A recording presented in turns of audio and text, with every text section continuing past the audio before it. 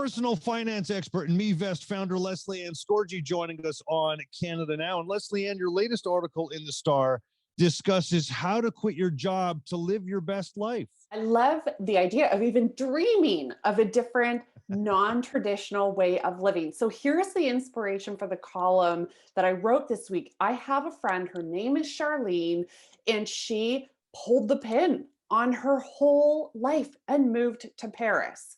Now, this is the part where I go, whoa, that sounds really exciting. And she is now coaching people on how to be brave enough to do the same thing.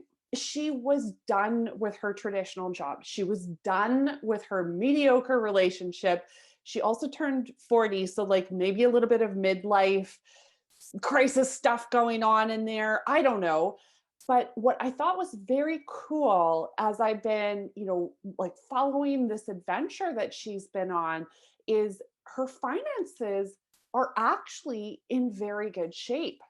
She made her business plan to become this coach of bravery. And she's not the only one. My parents, very recently, just last month, they sold everything in Calgary and they are moving to Toronto with just their clothing.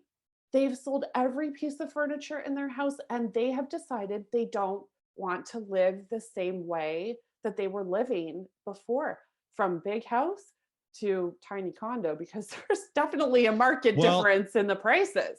And that's what I was going to ask. I mean, geez, moving from one place to another where the housing markets are vastly different. I mean, you want to talk about financially preparing yourself for a move.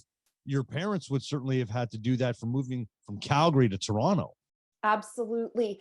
And that's actually part of the visioning process. So as they were looking at creating a new vision for their life, as Charlene was looking at creating a new vision for her life, in both cases, they had to step back and say, who is this for? What's it going to cost me?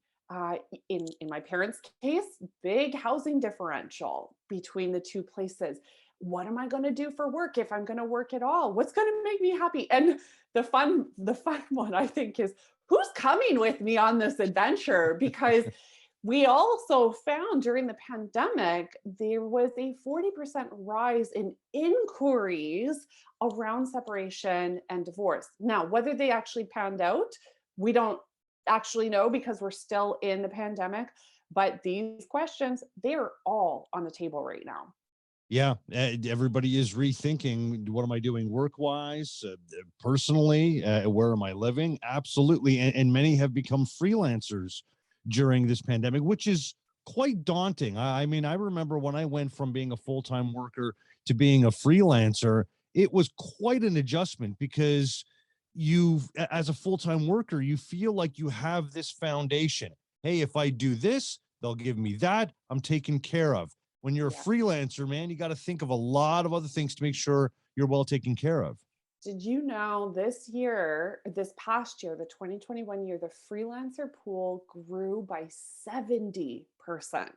Wow. So there are people who say, I'm willing to take that risk because I want something different. I want to be the person who is freelancing from fill in the blank, Argentina or Mexico, wherever you want to be. And this isn't just single people that we're seeing this shift to freelance, this shift to living in other places in different kinds of homes.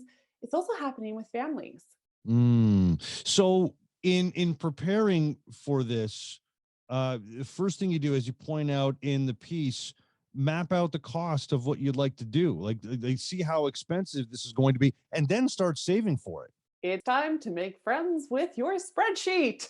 You have to map out all of these costs. If it's moving costs to even childcare, you'll have to just list everything. What's it going to take for this life to happen for me, for this change to happen? And don't forget to map out the cost. If you have a reduction in your income, you need to work that in. Yep. Second part of this, and you know me, It's about preparation, right? If you know that there's going to be some heavy costs to get this new life started, so call them startup costs, if you will. If that's what you want, my best advice here is get saving. That does mean you're going to have to trim in other areas and make some sacrifices, but consistently saving in preparation, which also means you do need to have a timeline in mind so that your savings goal kind of matches a timeline that this is when either I'm exiting from the current state or I'm changing it up. And if you're going ahead and doing all that, make sure that you're paying off your debt. Oh my goodness. Can you imagine? You pull the pin on your life and you move halfway across the world and you still have this pesky payment or two or three that you have to make. You don't want that. So pay, pay, pay. If this is what you want, I would say prioritizing debt repayment is probably going to bubble up to the very top of the list. Uh, Guess what? There's also some things that you can do, making lump sum contributions, selling things that you don't need. I go back to my parents, for Like your parents. example. Like they are, my stepdad is, he actually could run a business off of the secondhand market. He's incredible. He has posted every piece of their furniture and sold 90% of it in 2.5 weeks. Yeah. Remarkable. Wow. Raising money, and their game plan when they do move and like get settled in their new place in Toronto is they're actually going to tap into the secondhand market here. So as they are buying different pieces of furniture, making sure that they're doing it in an economical and eco-friendly kind of way. It's very, very well thought out. And in the case of your parents talking about where they might be buying the things that they're going to be needing, looking at your income moving forward, as you talk about in the piece, have a clear idea of where your income is coming from.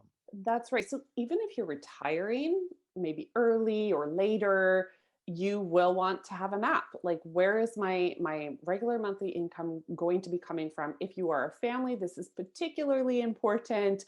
I have clients who both of the parents are in the arts, and they're planning to do a big worldly move, and they have a very specific plan for how they are going to replace their income with freelance digital income. So they've had to take their business online. What I'm trying to get at is income planning really matters if you are still in your working years. It does matter if you're in your retirement years, but that tends to be a tiny bit more predictable. What if you've earmarked some money, Lesley-Anne, for, let's say you're putting a couple of $100 towards an RSP every month, and you're putting a couple $100 towards this. Let's say you've got that luxury, you've made that much money, but now you want to make this transition. What do you do with those regular contributions that you're making? Do you say, all right, I'm going to pull the plug on that and revisit this 6 months from now? Or do you try to maintain that and keep it going because you might not get back to it? Yeah, what a great question. And also, it kind of depends on if you were relocating permanently, because it could change your tax situation. So you'll want to Wow. stay close to your tax advisor on that. But here's what I always say to people: if they're going to make a big life transition, do your visioning work first, do your planning first. Don't stop contributing yet, because it's really hard to get back in the habit. If you just halt that habit cold turkey, it could be years before you change Right. your budget and get back to it. So wait for it. Then if it makes sense, maybe you dial down the contributions, or if you are permanently living elsewhere, you might have to stop contributing and work towards regular savings, perhaps in the currency currency where you're at. So Mm. here's really what I'm getting at is your relationship with whoever is helping you with your taxes is going to matter, because that situation could change, your tax situation could change, and your habits, now those you want to keep going. So savings habits, we don't want to change the vehicle we use to do the saving. So maybe it's not an RSP, Maybe you're saving in, oh gosh, UK pounds or something like that. Maybe the mechanism that you're using is changing, but the habit is what we want to keep on going with. Yeah, and I asked this because I remember, and we've recalled this in a previous conversation where I got let go from my job years ago, and then my wife got let go a little bit later on. So it was a real tough time for us. But looking back on it, I don't feel like it was all that tough. I think because we did enough prep and we were always saving money. So I think we were well cushioned for something like that to happen in retrospect. But at the time, I remember saying to my wife, maybe, we don't contribute to this, we don't contribute to that. We've got to, Yeah. because we got to save everything we can, because who knows how long this is going to last. And my wife said, let's just wait. Let's just see how it goes. Let's keep our stick on the ice. And if we absolutely need to, we'll do it, because we might do it. And then we're just going to not bother getting back to doing that. So let's just see how it goes. And we never changed anything. We didn't get to a point where we needed to change it. And I'm so glad. And it was, it always for me comes down to slow down your decisions. Don't do Yeah. something overnight. Like your parents, I'm sure, well planned out this move. Charlene, your friend, in making a big move. Obviously, they put a lot of time into thinking about even making this move and mapping it out. And you are getting to the punchline. It's all about financial organization. Anybody can create a life that they want. It could be different, it could be the same, but your organization upfront, that pre-planning work is going to be your best friend. The other thing that will be your best friend if you're thinking of a life transition is bravery, because it is hard Mm. to be brave enough to do something this dramatic, like Charlene, like my parents.